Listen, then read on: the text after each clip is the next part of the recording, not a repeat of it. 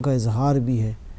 تو وہ زیارت جو کہ سرکار دو عالم صلی اللہ علیہ وآلہ وسلم کی کتاب مفاتیح الجنان میں ہے، ہم نے وہ زیارت آپ کی خدمت میں عرض کی، بیان کی کس قدر بلند مطالب ہیں اس زیارت میں بھی۔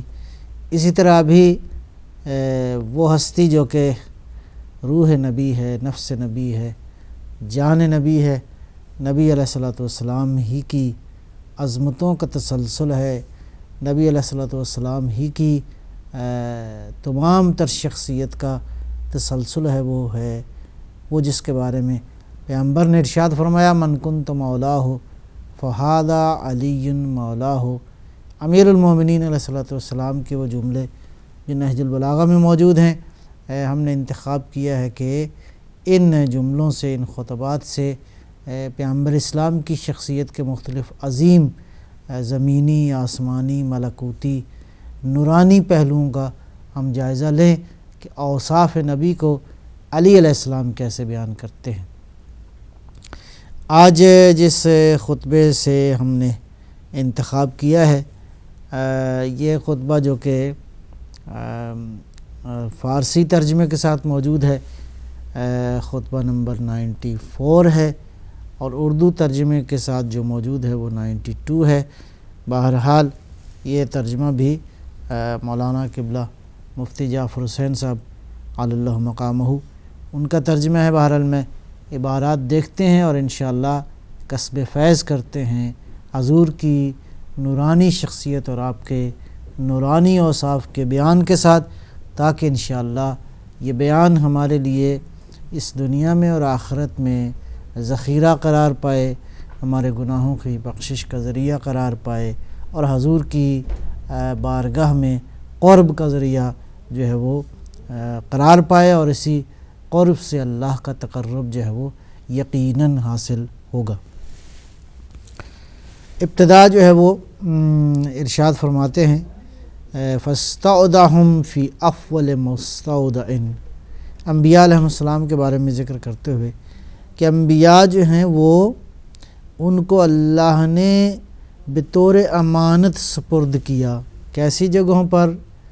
یہ مستودع کنایا ہے رحم مادر کی طرف، لیکن اس میں جو عربی زبان کے اس لفظ میں جو ایک لطیف کنایا، ایک لطیف پیرایا اور ایک لطیف اشارہ یہ ہے کہ ایسی جگہ کو کہتے ہیں جہاں بطور امانت کسی چیز کو رکھا جائے، اور وہ بطور امانت جو ہے وہ بالکل محفوظ ترین جگہ ہو۔ گویا انبیاء علیہ السلام کی خلقت کو جن ارحام مادر میں رکھا گیا ہے، ان کے نور کو، وہ بہت ہی یعنی امین رحم تھے، گویا ایسی پاکیزہ مائیں تھیں جن کی مثال اس کائنات میں نہیں ملتی۔ بہت ہی خوبصورت تعبیر ہے کہ حضرت ارشاد فرماتے ہیں فاستودعہم، اللہ نے اپنے انبیاء کو فی افول مستودع، انتہائی بہترین پاکیزہ جگہوں پر رکھا، واقرہم فی خیر مستقر، اور ایسی قرارگاہوں پہ ٹھہرایا جو کہ اس کائنات میں پہلی تعبیر میں افضل ہے، دوسری تعبیر جو ہے وہ خیر ہے۔ یعنی خیر یہ لفظ بھی عربی زبان میں اخیر کے معنی میں ہے، جہاں ساری کائنات کے عالم کی خیر کو جمع کیا جائے تو یہ پھر اس میں جو سب سے زیادہ خیر، گویا اللہ نے انتہائی پاک و پاکیزہ انسانوں میں انبیاء کی ارواح کو، انبیاء کے نور کو جو ہے وہ ٹھہرایا۔ تناسختہم کرائم الاسلاب الی مطہرات الارحام، اللہ نے تناسخ کا معنی وہی ارواح کا انتقال ہے، اللہ نے منتقل کیا ان ارواح کو انتہائی کریم صلبوں میں اور پاکیزہ رحموں میں، مطہر رحموں میں۔ بہرحال یہ الفاظ معمولی نہیں ہیں، یہ تعبیرات جو علی علیہ الصلوۃ والسلام ارشاد فرمائیں، گویا تمام تر انبیاء اللہ کے نمائندے، یقیناً ان کی خلقت جو ہے وہ نورانی ماحول میں، نورانی انسانوں کو ظرف قرار دیا انبیاء علیہ السلام کے نور کو، انوار کو منتقل کرنے کے لیے، اور یہ سلسلہ جاری رہا یہاں تک کہ قدم بقدم مرحلہ بمرحلہ کلما مغا منہم سلف قام منہم بدین اللہ خلف. یہ بھی کلی اصول ہے جو کہ امیر المومنین علیہ الصلوۃ والسلام ارشاد فرما رہے ہیں کہ جب کوئی ایک سلف چلا گیا، ایک بزرگ چلے گئے تو قام منہم بدین اللہ خلف، تو ان کو دین کا جو قیام ہے ان کے بعد خلیفہ نے سنبھال لیا جو ان کا جان نشین تھا. اس بزرگ کے بعد گویا دین کے قیام کے لیے ایک ایسے نمائندے کی ہمیشہ ضرورت ہے، سلف کے بعد خلف کی ضرورت ہے. ایک بزرگ چلا جائے تو دوسرے بزرگ کی ضرورت ہے تاکہ دین قائم رہے. قیام دین کے لیے بہرحال سلف اور خلف کا اصول ہے تا الی یوم القیامہ جو ہے وہ باقی رہے گا. خدا کی طرف سے خدا کے نمائندے جو ہے وہ ضروری ہیں تاکہ دین خدا جو ہے اس کا استحکام، اس کا قیام جو ہے اس کی ضمانت دی جا سکے. کیسے ممکن ہے کہ اللہ کا دین ہو اور اللہ کا نمائندہ جو ہے وہ اس دین کی حفاظت کے لیے موجود نہ ہو؟ بہرحال مشیت الہی کو دیکھنا پڑے گا کہ اللہ نے اپنے دین کے قیام، استحکام اور اس کی حفاظت کے لیے کیا سسٹم جو ہے وہ بنایا ہے. اس قول کے مطابق سلف کے بعد خلف کی ضرورت ہے. حتی افوت کرامت اللہ سبحانہ تعالی الی محمد صلی اللہ علیہ وآلہ وسلم، یہاں تک کہ یہ سلسلہ، یہ شرف جو ہے اللہ کی کرامت، شرف الہی جو ہے پروردگار کا شرف الی محمد صلی اللہ علیہ وسلم، ذات نبی اکرم صلوات اللہ وسلامہ علیہ تک پہنچ گیا. قد افوت کرامت اللہ، یہاں تک کہ یہ کرامت جو ہے وہ کرامت نبوت جو ہے انبیاء کو بھیجنے کی اور ان کو مبعوث کرنے کا جو سلسلہ ہے کہاں تک منتہی ہوا؟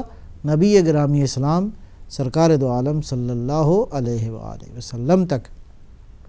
فَأَخْرَجَهُ مِنْ أَفْوَلِ الْمَعَادِنِ. اب یہ تعبیرات بہت ہی خوبصورت ہیں، زیادہ گہری ہیں. انبیاء علیہ السلام کے بارے میں بھی جو حضرت نے یہ باتیں کی ہیں، یقیناً اس کائنات میں نورانیت اور بلندی مراتب کے اعتبار سے اشارہ کیا گیا ہے.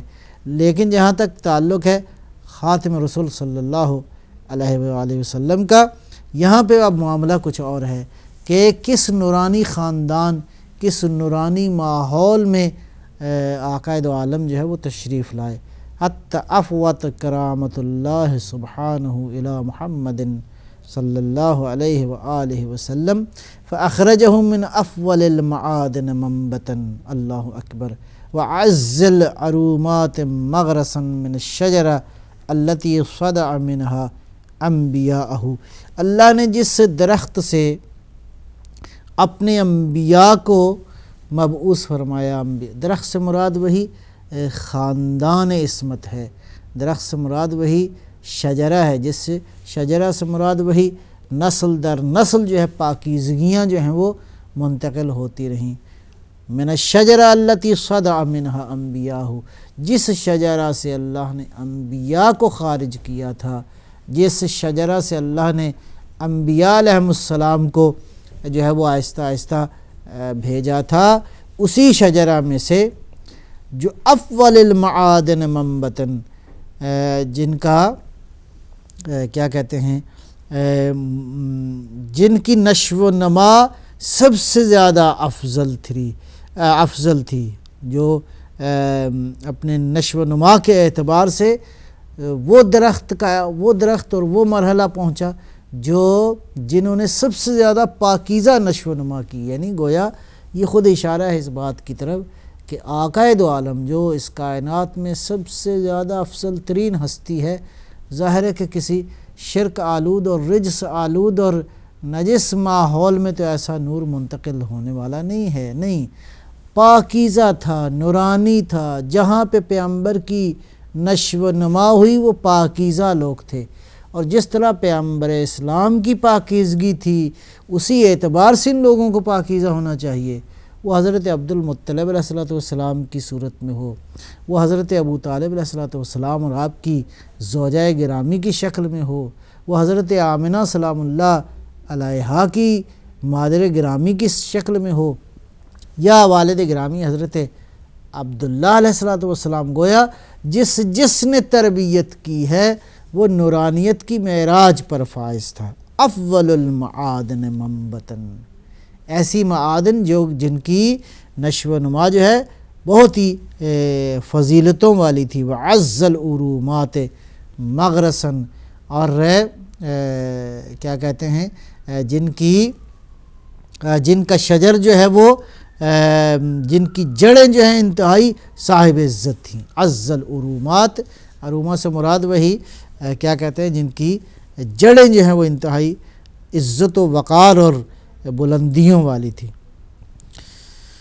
سبحان اللہ، ایسی اصلوں سے کہ جو نشو و نما کے لحاظ سے بہت ہی باوقار تھیں پیدا کیا، لہٰذا اسی شجرہ سے، جس شجرہ سے انبیاء آئے، لیکن جب پیغمبر کی باری آئی خاتم رسول کی تو یہ شجرہ اپنی نورانیت کے اعتبار سے اس کائنات میں انتہائی باوقار شجرہ تھا، انتہائی باوقار اور صاحب عزت و کرامت شجرہ اور خاندان تھا، جس خاندان کے اندر جو ہے وہ آقائے دو عالم جو ہے وہ تشریف لائے۔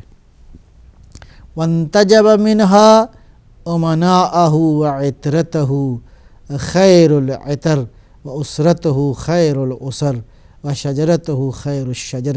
اسی بات کی حضرت نے مزید تشریف فرمائی ہے کہ جس خاندان میں پیغمبر جو ہے وہ تشریف لائے، بہرحال روایات میں بھی ہے کہ اللہ تعالیٰ نے جناب جبرائیل علیہ السلام کو زمین پہ بھیجا، افضل ترین زمین سے مٹی کا انتخاب ہوا، اس مٹی میں سے افضل ترین جو ہے وہ خاندان کو دیکھا گیا، افضل ترین خاندان میں سے افضل ترین گھر جو ہے اس کا انتخاب کیا گیا، اور جس گھر میں نور نبی جو ہے وہ منتقل ہوا وہ حضرت آمنہ، بی بی آمنہ سلام اللہ علیہا، حضرت عبداللہ علیہ السلام، حضرت ابو طالب اور آپ کی زوجہ گرامی حضرت فاطمہ بنت اسد سلام اللہ علیہما، اور اسی طرح آپ کے بزرگ حضرت عبد المطلب علیہ السلام۔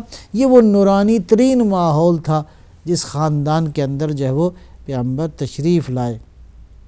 وانتخب منہا امناءہ، اللہ نے اسی شجرہ میں سے، اسی خاندان میں سے اپنے لیے، اپنے دین کے لیے امین ترین لوگوں کا انتخاب کیا۔ سبحان اللہ، یعنی امین ترین لوگ تھے کون؟ عبد المطلب امین ترین تھے، ابو طالب امین ترین تھے، آپ کی زوجہ فاطمہ بنت اسد امین ترین تھیں، آپ کے والد گرامی پیغمبر کے حضرت عبداللہ علیہ السلام امین ترین تھے، آپ کی والدہ گرامی حضرت آمنہ جو ہے وہ امین ترین تھی۔ اللہ اکبر، امین ترین جو لوگ تھے ان کا انتخاب ہوا۔ عطرتہ خیر العطر، آپ کی عطرت جو ہے اس کائنات میں سب سے بہترین عطرت ہے۔ اسرتہ خیر الاسر، آپ کا خاندان اس کائنات میں سب سے بہترین خاندان ہے۔ وشجرتہ خیر الشجر، آپ کا شجرہ جو ہے وہ، آپ کی فیملی، آپ کا شجرہ نسب جو ہے وہ اس کائنات میں بہترین شجرہ نسب ہے۔ لہٰذا یہ الفاظ بتاتے ہیں کہ انبیاء پاکیزہ شجروں میں آئے، پاکیزہ خاندانوں میں آئے، پاکیزہ صلبوں، پاکیزہ رحموں، اصل نورانی ہے سارا سلسلہ الی حضرت آدم علیہ السلام، اور جناب آدم سے لے کر الی خاتم علیہ السلام نورانی ترین سلسلہ ہے، جہاں اللہ تعالیٰ نے اپنے ان پاکیزہ اور منتخب بندوں کو جو ہے وہ رکھا۔ لہا فروع طوال وثمرۃ لا تنال، بڑی خوبصورت آگے جو تعبیر ہے کہ یہ جو خاندان ہے، یہ جو شجرہ ہے، اس کی فروع، اس کی شاخیں بہت طویل ہیں، گویا اس کائنات میں پھیلی ہوئی ہیں ان کی نورانیت کی شاخیں، گویا یہ نورانی درخت ہے، اس نورانی درخت کی نورانی شاخوں کا اثر ہے ساری کائنات میں۔ وثمرۃ لا تنال، اس درخت کے جو پھل ہیں وہ ہر کوئی اس تک رسائی نہیں ہے، یہ بالآخر نبوت کا درخت ہے، یہ امامت کا درخت ہے، یہ خدا کی رسالت نبوت کا درخت ہے۔ ایسے تو نہیں فرمایا امام حسین علیہ السلام نے کہ ہم ہیں جو مختلف الملائکہ و معادن النبوہ، معدن النبوہ و مختلف الملائکہ، نبوت اور رسالت کی کان جو ہے وہ ہم ہیں، یہ ہے وہ گھر۔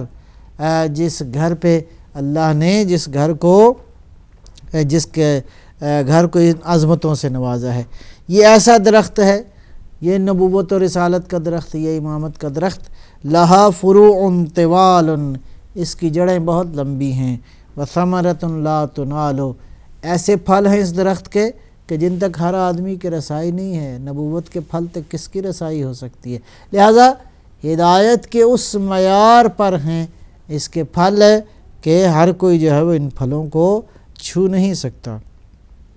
فہوا صلی اللہ علیہ وآلہ وسلم امام من اتقا و بصیرت من اہتدا، نبی علیہ السلام امام ہیں، کس کے امام ہیں؟ راہبر ہیں، قائد ہیں، ہر اس کے جو متقی ہے، امام المتقین ہیں، تمام تر صاحبان تقوی کے امام ہیں۔ کس اعتبار سے امام ہیں؟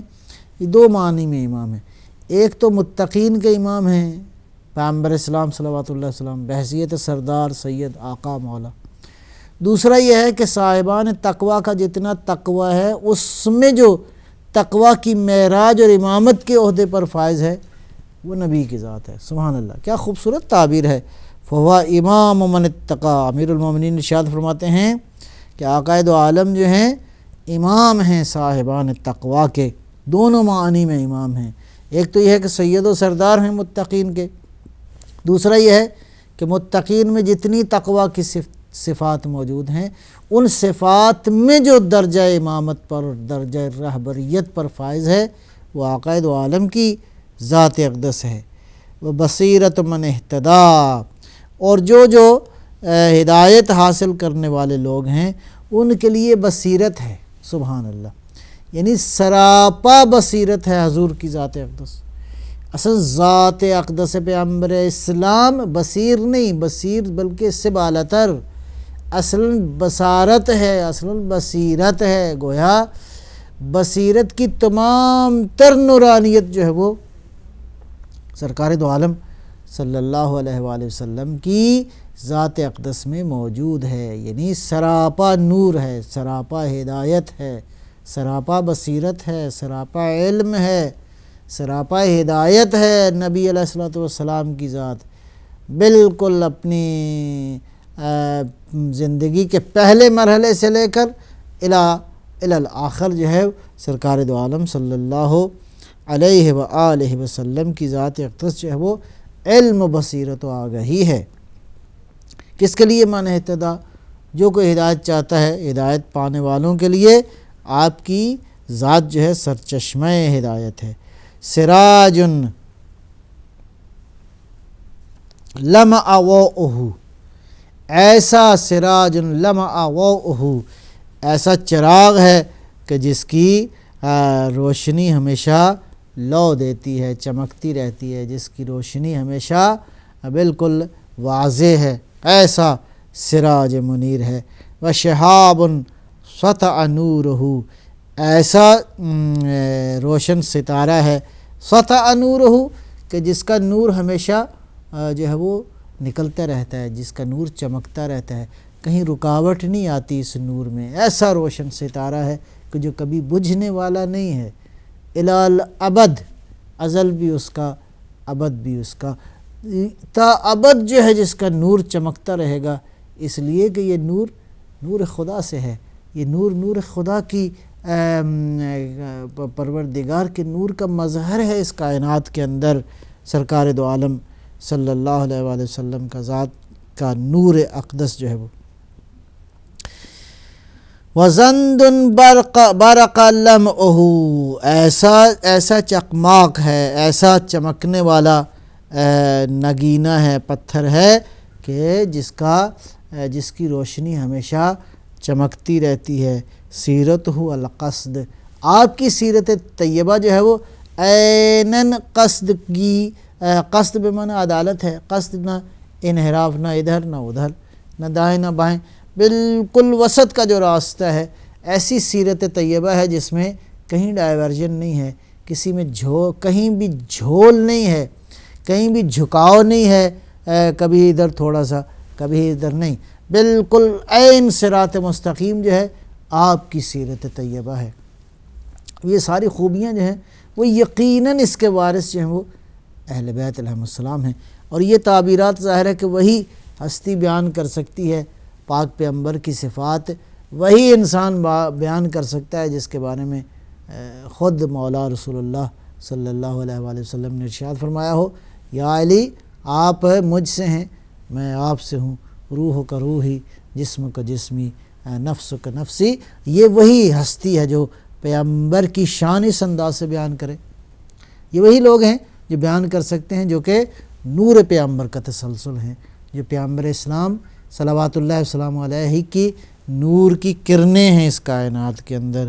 سیرت القصد، آپ کی سیرت طیبہ جو ہے بالکل قصد یعنی عدالت پر مبنی ہے۔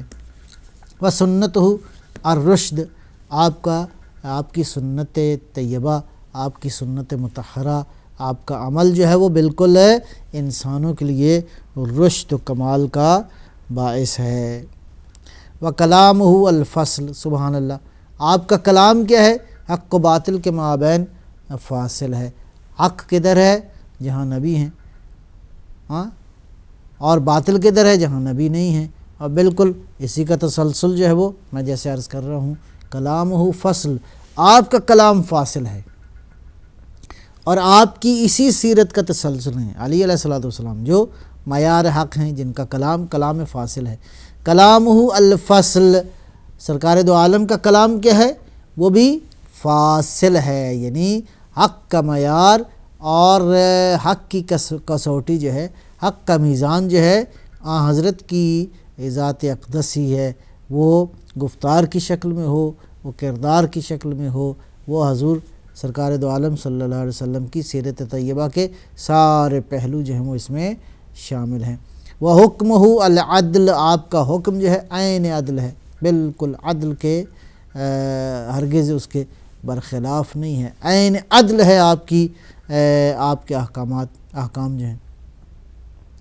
ارسلہ علی حین فترۃ من الرسل وحفوۃ عن العمل وغباوۃ من الامم اعملوا رحمکم اللہ علی اعلام بینہ۔ کیا ارشاد فرمایا؟ یہ دو مطلب ہیں جو ابھی تک اس خطبے میں ہم نے کہہ سکتے ہیں دو مطلب مینلی بیان کیے گئے ہیں۔ ایک حضرت کا اور باقی انبیاء کا اسی اعتبار سے خلقت نورانی ہے، خاندان نورانی ہے، کہ جس خاندان میں آپ جو ہے وہ صلی اللہ علیہ وآلہ وسلم تشریف لائے۔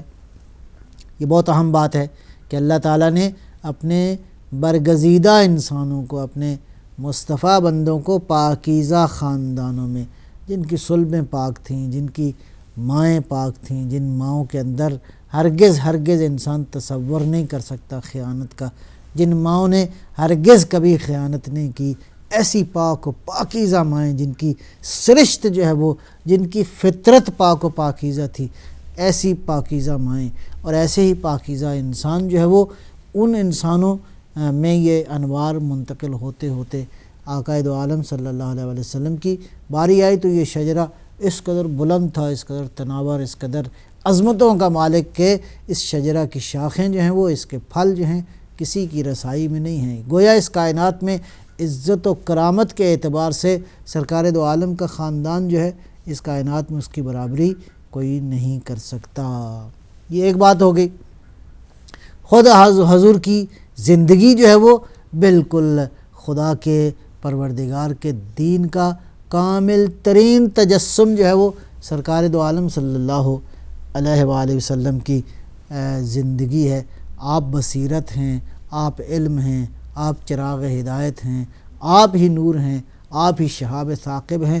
جو انسان نورانیت ہدایت کی حاصل کرنا چاہے، حضور کی ذات جو ہے وہ محور ہے، آپ کی سنت محور ہے، آپ کا عمل محور ہے، آپ کی گفتار محور ہے، آپ کا کیا گیا حکم محور ہے۔ کائنات کا اس دین میں، اس دین کے تمام تر اعمال میں محور جو ہے وہ آقا دو عالم کی ذات اقدس ہے۔ اب حضور کو یہ تیسرا جو نقطہ ہے وہ یہ ہے، ارسلہ علی حین فترۃ من الرسل وحفوۃ عن العمل۔ حضور کو اللہ نے جب بھیجا تو کب بھیجا اللہ نے؟ انہیں اس وقت بھیجا جب رسولوں کی آمد کا سلسلہ، یہ فطرت جو ہے وہ ایسا زمانہ ہے جو کہ حضرت عیسیٰ علیہ الصلوۃ والسلام علی نبینا و آلہ علیہ الصلوۃ والسلام ایسے لے کر خاتم المرسلین صلی اللہ علیہ وآلہ وسلم تک کا زمانہ تقریباً 500 برس کا جو سال ہے، عرصہ ہے. اس عرصے میں کوئی نبی، کوئی صاحب شریعت یا کوئی نبی جو ہے وہ اس عالم میں نہیں آئے. البتہ اس کا مطلب یہ نہیں تھا کہ ہدایت بند ہو گئی تھی. اس سلسلے میں بھی اولیاء و اوصیاء انبیاء موجود رہے ہیں. ہمارا عقیدہ بالدلائل ثابت ہے کہ ایسے زمانے میں اگرچہ انبیاء نہیں آئے لیکن اللہ کے اولیاء اور انبیاء کے جو اوصیاء ہیں، اور ان اوصیاء میں سے بالکل نام لیا جا سکتا ہے کہ حضرت صلی اللہ علیہ وسلم کے خاندان کے جو لوگ تھے وہ بالکل اوصیاء میں سے تھے. حضرت عبد المطلب علیہ الصلوۃ والسلام اور اس سے بالاتر حضرت ہاشم کا ذکر، اور پھر الہ حضرت اسماعیل علیہ الصلوۃ والسلام، جناب اسماعیل علیہ الصلوۃ والسلام سے لے کر پاک پیغمبر کے والد گرامی آپ کے چچا حضرت ابو طالب علیہ الصلوۃ والسلام تک، یہ سارے وہ لوگ ہیں جو کہ دین ابراہیمی پہ تھے اور انبیاء کے اوصیاء کا درجہ جو ہے وہ رکھتے تھے. لہٰذا اگرچہ نبوت کا سلسلہ جاری نہیں تھا، اسی فترت کے زمانے میں ارسلہ علی حین فترۃ من الرسل، رسول نہیں آ رہے تھے، کوئی نئی شریعت نہیں آ رہی تھی، اللہ نے اپنے نبی کو بھیجا، اپنے نبی کو مبعوث فرمایا. اور یہ زمانہ کیسا زمانہ تھا؟ اب دیکھیں کہ ایسی چاروں طرف تاریکی تھی، گھٹا ٹوپ اندھیرا تھا، جس اندھیرے میں اللہ نے نبوت کا چراغ جو ہے وہ روشن کیا. اور کون سی نبوت کا چراغ؟ ختم نبوت کا چراغ، ایسا نورانی چراغ جو کائنات میں جس چراغ کی روشنی کا کوئی مقابلہ نہیں کر سکتا. اللہ نے خاتم المرسلین کو اپنے خزانے سے، جو سب سے زیادہ قیمتی وجود تھا، جو سب سے زیادہ قیمتی اور نورانی مخلوق تھی، اللہ نے انسانوں کی ہدایت کے لیے جو ہے وہ بھیجا. اور یہ زمانہ وہ ہے جو گھٹا ٹوپ تاریکی ہے، بد عملی ہے، لوگ بے دین ہیں، لوگ کسی ایک عقیدے پہ نہیں ہیں، مطلب ہے ہر ایک کا اپنا عقیدہ ہے، ہر ایک کی اپنی اپنی ڈفلی اور اپنا اپنا راگ ہے، لوگ الاپ رہے ہیں. ایسے سیاہ اور تاریک ماحول میں اللہ نے اپنے خزانے سے نبی مرسل کو، خاتم الرسول کو بھیجا. حفتن عن العمل، لوگوں میں بد عملی تھی. غباوت من الامم، تمام تر امتوں پر غفلت کے جو ہے وہ بادل چھائے ہوئے تھے. غافل تھیں امتیں، انسان غافل تھا. اعملوا رحمکم اللہ علی اعلام بینۃ، اور اس کے بعد امام نے جو ہے وہ فرمایا کہ خدا تم پر رحم کرے، اللہ کے روشن جو نشانیاں ہیں ان پہ عمل کرو. معصوم خطبہ ارشاد فرمائے تھے امیر المومنین علی ابن ابی طالب، تو اس کا تسلسل میں پھر یہ ارشاد فرمایا. یہ ایک حصہ ہے اس خطبے کا. اور اس کے بعد جو اگلا خطبہ ہے وہ بھی اس کو بھی دیکھتے ہیں انشاءاللہ. اس کی تعبیرات بھی بہت ہی خوبصورت اور بہت ہی قابل توجہ ہیں کہ اللہ نے اپنے نبی کو جن حالات میں بھیجا، اور اس کے بعد پھر یہ سلسلہ جو ہے وہ کس طرح پیغمبر نے اپنی عظمت اور اپنے تمام تر کوشش کے ساتھ جو ہے وہ انسانوں کو تاریکیوں سے نکالا، اور نکال کے جو ہے وہ منزل نور کی طرف لے گئے. اس خطبے میں ارشاد فرماتے ہیں امیر المومنین: بعثہ والناس غلال فی حیرۃ وخابتون فی فتنۃ. پیغمبر اسلام کو اللہ نے اس زمانے میں بھیجا کہ جب غلال فی حیرۃ، عالم حیرت و پریشانی میں گمراہ تھے لوگ. اصل پریشانیوں میں اور حیرتوں، تحیر کے عالم میں. تحیر کا عالم ایسا ہوتا ہے کہ بالکل شک و تردید کا عالم ہے. انسان کسی نتیجے پہ نہیں، کسی یقین پہ نہیں ہوتا. انسان کے لیے کوئی منزل نہیں ہوتی، انسان کے لیے زندگی میں کوئی پلاننگ نہیں ہوتی. فقط بس ایک دائرے میں انسان گھومتا ہے، صبح ہوتی ہے، شام ہوتی ہے، انسان کے پاس کوئی پلان نہیں ہوتا. ایسی زندگی بالکل باقی مخلوقات کی طرح ہے، جن مخلوقات کے پاس شعور نہیں ہے، جن مخلوقات کے پاس اللہ نے عقل جیسی طاقت اور قوت عطا نہیں فرمائی۔ ایسے عالم میں انسان گم کردہ، انسان گمراہ تھا، راہوں کو گم کر چکا تھا انسان اس تحیر اور حیرت و پریشانی کے زمانے کے حوالے سے۔ تو اللہ نے بعثہ والناس غلال فی حیرت وخابتون فی فتنۃ، بلکہ فتنوں میں انسان جو ہے وہ ہاتھ پاؤں مار رہا تھا، انسان بالکل ڈوبا ہوا تھا فتنوں میں۔ اور یہ فتنے ظاہر ہے کہ یہ فتنے مختلف طرح کے، اور اس میں کوئی اشارہ نہیں کیا، ہر طرح کا فتنہ جو ہے وہ ہو سکتا ہے، اخلاقی، عملی، عقیدتی، علمی، تمام تر انسانی زندگی کے جتنے انفرادی پہلو ہیں یا اجتماعی پہلو ہیں، اس کا تعلق انسان کی ذات سے ہے یا انسان کے سوشل معاملات کے ساتھ ہے، ان تمام تر معاملات میں انسان جو ہے وہ فتنوں میں گھرا ہوا تھا۔ قد استہوتہم الاہواء، اور بلکہ یہ ہے کہ ہوائے نفس، انسانی خواہشوں نے اس انسان کو گمراہ کر دیا تھا، بھٹکا دیا تھا، بہکا دیا تھا، ڈائیورٹ کر دیا تھا حقیقت کے راستوں سے۔ یہ نقشہ کشی کی جا رہی ہے ان حالات کی کہ جب انسان جو ہے وہ جب بھی بلکہ یہ یوں کہا جائے، اس سے میں یہ جملے پڑھ لوں پھر نتیجہ بھی لیتے ہیں۔ وَاسْتَزَلَّتْهُمُ الْكِبْرِيَاءُ، اور غرور و تکبر نے انسان کو ڈگمگا دیا تھا، انسان تزلزل کا شکار تھا، انسان کے قدم ایک جگہ پہ نہیں تھے، انسان جو ہے وہ بالکل غرور، نخوت، تکبر کی بالکل چوٹی پہ تھا، معراج پہ تھا، انسان جو ہے وہ اپنے آپ کو خدا جانے کیا تصور۔ آج وہی انسان ہے جو نہیں رہا، اور صدیوں پہلے کے انسان آج زمین پہ نہیں ہیں جنہوں نے تکبر کے ساتھ زمین پہ قدم رکھا، اپنے غرور کا مظاہرہ کیا۔ آج وہ بالکل زمین کے ساتھ مٹی میں مٹی ہیں اور کوئی ذکر نہیں ہے ان کا۔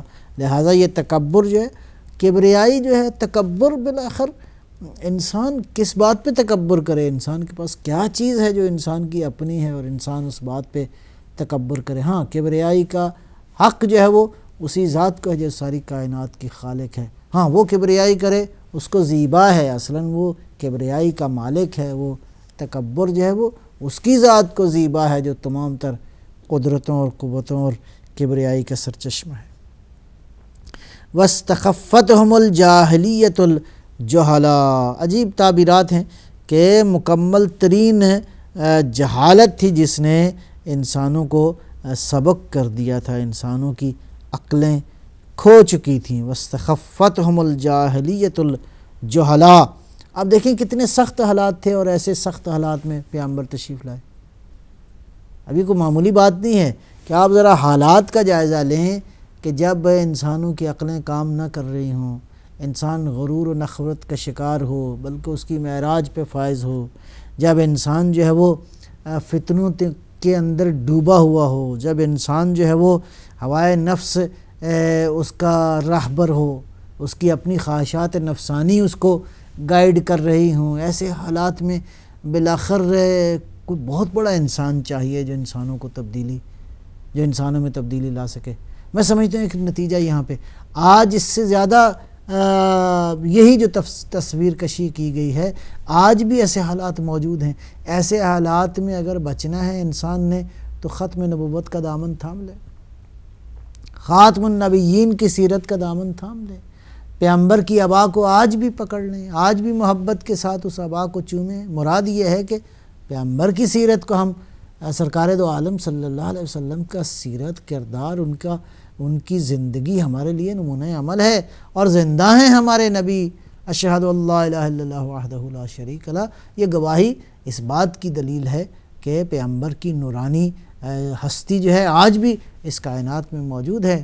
البتہ اہل بیت علیہم السلام کی روایات تو اس معاملے میں کوئی مشکل نہیں ہے کہ پیغمبر کی ذات بالکل ہم سمجھتے ہیں کہ اگرچہ ان کا بدن عنصری جو ہے بدن عنصری جو ہے وہ انسانوں کے مابین نہیں ہے، لیکن حضرت کی ذات جو ہے وہ ان سے بالکل انسانوں کی شاہد اور گواہ ہے۔ ہم انسانوں کے، خصوصاً وہ انسان جن کا تعلق ہے ایمان کے ذریعے سے آقا و مولا رسول اللہ صلی اللہ علیہ وآلہ وسلم کے ساتھ۔ لہٰذا جب جہالتیں اور فتنوں نے جب انسان کی رہنمائی کے لیے اس کی ہوائے نفس نے اس کی لگامیں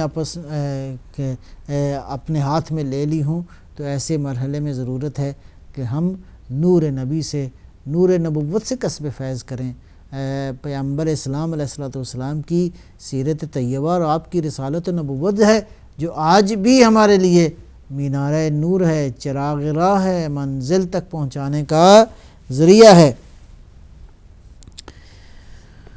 حیار فی زلزال من الامر و بلاء من الجہل، اللہ اکبر۔ اور غرور نے انسان کو بہکا دیا تھا، بھرپور جاہلیت نے ان کی عقلیں کھو دی تھیں، حالات کے ڈاواڈول ہونے اور جہالت کی بلاؤں کی وجہ سے انسان حیران و پریشان تھا، اللہ اکبر۔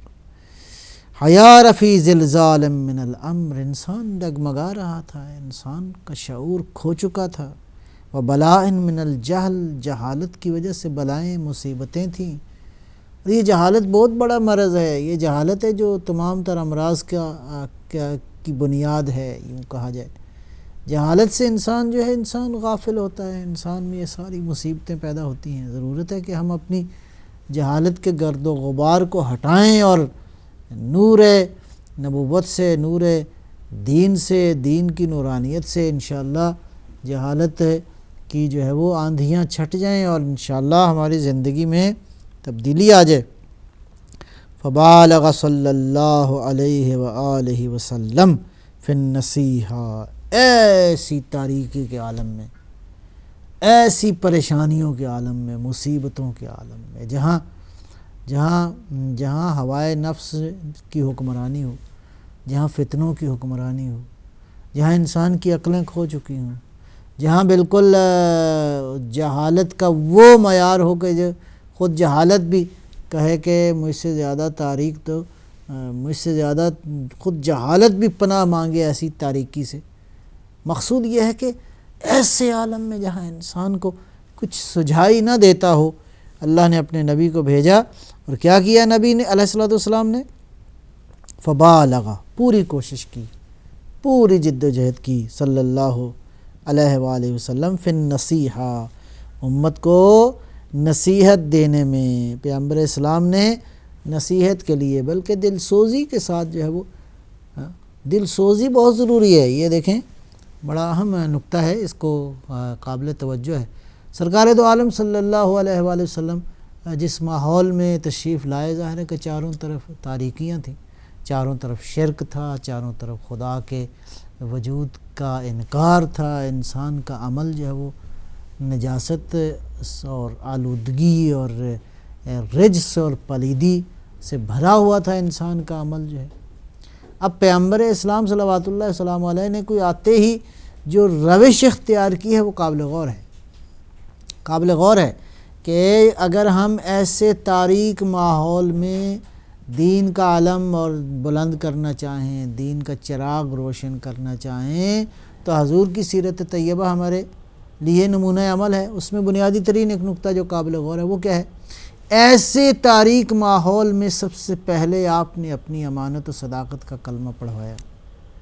لوگ کہہ اٹھے، اگرچہ پیغمبر کی نبوت کے قائل ہوں نہ ہوں، لیکن حضور کے عمل کی امانت و صداقت کا قائل ہونا، لہٰذا مبلغ کا پہلا فریضہ یہ ہے کہ خود سرکار دو عالم صلی اللہ علیہ وآلہ وسلم کی طرح معاشرے میں اپنی امانت و صداقت کا کلمہ پڑھوائے، اصلا اپنے عمل سے ثابت کرے، لوگ کہیں کہ یہ شخص صادق ہے، اپنے عمل میں، اپنی گفتار میں، اپنے کردار میں صادق ہے، امین ہے، ہر اعتبار سے امین ہے، لوگوں کے حوالے سے امین ہے، اپنے عمل کے حوالے سے خائن نہیں ہے، اپنی باتوں کے حوالے سے بھی پورا انشاءاللہ، البتہ اس معیار پہ جتنا انسان کوشش کر سکتا ہے۔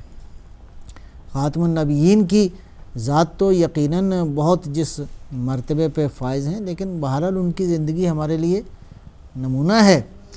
اگلی بات کیا ہے کہ پیغمبر اسلام نے ان انسانوں سے نفرت نہیں کی۔ آپ دیکھیں کہ جن انسانوں میں آپ تبلیغ کرنا چاہتے ہیں، انسانوں کی نفی سے کام شروع نہیں ہوتا۔ برے عمل سے آپ نفرت کریں، برے عامل سے نفرت نہ کریں۔ برے عمل سے نفرت کے ساتھ ساتھ آپ آپ کی صداقت اور آپ کی امانت جو ہے وہ انسانوں کے لیے نمونہ قرار پا جائے، تاکہ انسان آہستہ آہستہ ان پستیوں سے دور ہو جائیں، ان آلودگیوں سے دور ہو جائیں، اس رجس سے دور ہو جائیں جس کی وجہ سے انسان کی زندگی جو ہے وہ انسان کی دنیا و آخرت جس سے نابود ہو جاتی ہے۔ لہذا یہ وہ بنیادی اصول ہیں نبی مکرم اسلام بالغ صلی اللہ علیہ وآلہ وسلم فی النصیحہ، یعنی نصیحت میں پوری کوشش کی، یعنی نصیحت میں پیغمبر نے آخری دم تک کوشش کی کہ انسان جو ہے وہ سدھر جائے۔ انسان اصلاً تعبیریں عجیب ہیں قرآن کریم میں، فرمایا کہ میرا حبیب جو ہے حریص علیکم، عاشق ہے تمہارا، چاہتا ہے کہ تمہاری ہدایت ہو جائے، چاہتا ہے کہ تم بالکل سدھر جاؤ، سارے کے سارے ٹھیک ہو جاؤ، سارے جنت میں چلے جاؤ۔ یہ وہ پیغمبر کا عظیم عزم ہے، پیغمبر اسلام علیہ السلام کا عظیم عمل ہے، پیغمبر اسلام علیہ السلام کا وہ باعظمت زندگی ہے۔ بالغ فی النصیحہ، سبحان اللہ، عجیب تعبیر ہے، خوبصورت تعبیر ہے۔ علی فرماتے ہیں کہ پیغمبر نے نصیحت میں پوری عجیب اصل آخری حد تک کوشش کی، اور وہ واقعہ بھی بڑا معروف ہے، موجود ہے تاریخ میں کہ حضور جب طائف کے سفر پہ تشریف لے گئے تو لوگوں نے کتنا ظلم کیا۔ عجیب واقعہ ہے، تاریخ کا لکھا ہے کہ سرکار دو عالم صلی اللہ علیہ وآلہ وسلم کا سر اقدس سے لے کر بالکل پاؤں تک جو ہے وہ خون ہی خون تھا، زخمی تھے۔ جبرائیل علیہ السلام آئے، عرض کیا یا رسول اللہ، اللہ نے آپ کی خدمت میں، آپ کی بارگاہ میں آپ کے لیے سلام اور درود بھیجا ہے، اور اللہ نے فرمایا ہے کہ اگر آپ اجازت دیں تو ہم اس قوم کو پہاڑوں کے مابین پیس کے رکھ دیں۔ فرمایا اللہم اہدی، اللہم اہد قومی، پروردگارہ میری قوم کو میری معرفت عطا فرما اور میری قوم کو ہدایت فرما۔ عجیب عمل ہے، یعنی گویا انسانوں کی ہدایت کے لیے پیغمبر اسلام نے کوئی کوتاہی نہیں کی۔ لہٰذا ضرورت ہے کہ ہم بھی اس سیرت طیبہ کو اپنے لیے، اور آج کے جو حالات ہیں میں سمجھتا ہوں ان حالات میں بھی ہمیں بالکل مینارہ نور ہے، اصل نور ہے، چراغ ہے سرکار دو عالم صلی اللہ علیہ وسلم کی زندگی انسان کے لیے، بشر کے لیے، سبحان اللہ۔ وَمَوَا عَلَى الطَّرِيقَ، سبحان اللہ، بالغ فی النصیحہ وَمَوَا عَلَى الطَّرِيقَ، اصلاً قائم رہے اپنے طریق پر، اپنی راہ پر، اصلاً صراط مستقیم سے ہرگز نہیں ڈگمگائے پیغمبر جو ہے، بالکل اللہم صلی علی محمد وعلی محمد، سبحان اللہ۔ بسم اللہ الرحمن الرحیم، یاسین والقرآن الحکیم انک لمن المرسلین علی صراط مستقیم۔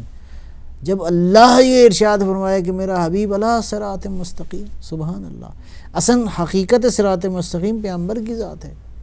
موا علی الطریقہ، اصلا اپنے طریق پر، اپنے راہ پر، اس دین کے راستے پر پیغمبر ڈٹے رہے۔ موا یعنی گزر گئے، یعنی اصلا قائم رہے۔ بالغ فی النصیحہ، نصیحت میں پوری حتی الامکان آخری دم تک کوشش کی ہے۔ وَمَوَا عَلَى الطَّرِيقَ، یعنی طریقے پہ قائم رہے، یعنی راستے پہ قائم رہے پیغمبر جو ہے وہ سیدھی راہ پر، یہاں تک کہ یہ کیفیت اس عالم میں ہے کہ اللہ کے کلام میں اللہ نے ارشاد فرمایا میرا حبیب جو ہے علی صراط مستقیم، سبحان اللہ، سبحان اللہ، وہ ہستی جو بالکل صراط مستقیم کے اوپر ہے، بالکل نہ ادھر نہ ادھر، لا شرقیہ ولا غربیہ، بالکل دین حنیف پر، صراط مستقیم پر۔ صراط مستقیم کی حقیقت جو ہے وہ پیغمبر کی ذات ہے، اس لیے ارشاد فرمایا غدیر کے مقام پر حضور نے فرمایا انا صراط اللہ المستقیم الذی امرکم باتباعہ، اے لوگو، معاشر الناس، لوگو، اللہ نے جس صراط مستقیم کی تمہیں ہدایت کا حکم دیا ہے کہ تم اس صراط مستقیم کی اتباع کرو، وہ کون ہے؟ انا، میں ہوں، صراط اللہ المستقیم، اللہ کا سیدھا راستہ، جس سیدھے راستے کی اللہ نے تمہیں اتباع کا حکم دیا ہے۔ ثم من بعد علی، میرے بعد صراط مستقیم جو بالکل صراط مستقیم ہے، ہرگز جس میں کوئی انحراف نہیں ہے، بالکل علی صراط مستقیم ہے میرے بعد، وہ کون ہے؟ علی کی ذات ہے۔ پھر ارشاد فرمایا کہ علی سے جو ہے وہ مہدی تک حضور نے یہ خطبہ غدیر میں بہت واضح صاف الفاظ میں ارشاد فرمایا، صراط مستقیم دیکھنا چاہتے ہو تو میں ہوں، علی ہیں، حسنین ہیں، اور حسن حسین کی اولاد سے الی مہدی باقی آئمہ ہیں جو میرے جان نشین ہیں۔ یہ ہیں صراط مستقیم کی حقیقت، خود بھی صراط مستقیم ہیں اور صراط مستقیم پہ ڈٹے رہے، موا علی الطریق۔ ودعا الی الحکمت والموعظۃ الحسنہ، اور لوگوں کو جو دعوت دی ہے، اصل دعوت کی بنیاد انبیاء علیہ السلام کی دعوت کی بنیاد حکمت ہے، موعظہ حسنہ ہے۔ انبیاء علیہ السلام کی دعوت کی بنیاد جو ہے وہ حکمت اور موعظہ حسنہ ہے۔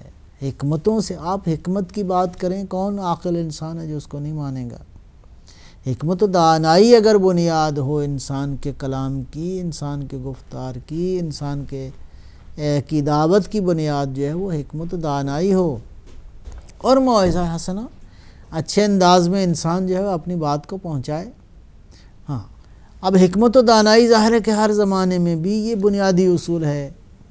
انبیاء علیہ السلام نے اسی روش سے دین مقدس اسلام کو جو ہے وہ انسانوں تک پہنچایا، خصوصاً خاتم المرسلین صلی اللہ علیہ وآلہ وسلم۔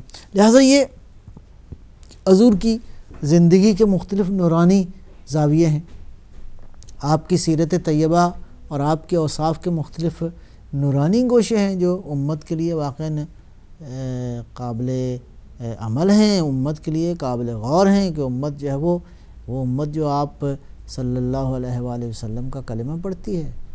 اور ظاہر ہے کہ یہ اوصاف بیان کرنے والا بھی وہ انسان ہے جس کا جو سفر میں، جو حضر میں، جو مشکلوں میں، جو تمام تر زندگی کے مراحل میں جو ہے وہ پیغمبر کے ساتھ تھا۔ وہ کون ہے؟ علی مرتضیٰ علیہ السلام۔